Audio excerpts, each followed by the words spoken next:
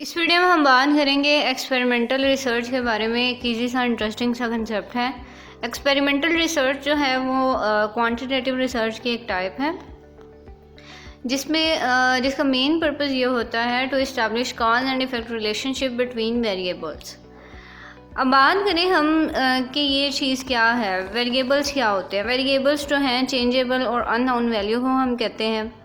और इसमें हमने काज एंड इफ़ेक्ट रिलेशनशिप क्या होता है। Cause mean action and effect means कि आपका जो एक्शन आपने परफॉर्म किया उसका रिएक्शन क्या आया।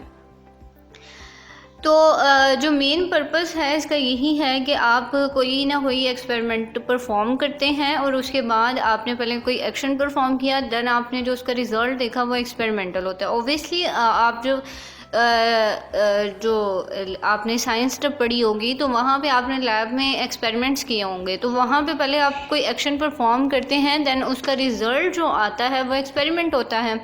तो यही चीज़ क्वांटिटेटिव रिसर्च में भी होती है, जिसमें पहले कुछ किया जाता है और उसके बाद उसका जो है रिज़ल्ट आता है। यानी आप अपना खुद से एक फिनोमेना क्रिएट करते हैं और फिर उसके अपने जो फिनोमेना होता है फिर उसके आप कॉज एंड इफेक्ट रिलेशनशिप देखेंगे। फॉर एग्जांपल कि यहाँ पे क्वेश्चन है, what is the effect of teaching with cooperative group strategy और अ ट्रेडिशनल लेक्चर अप्रोच।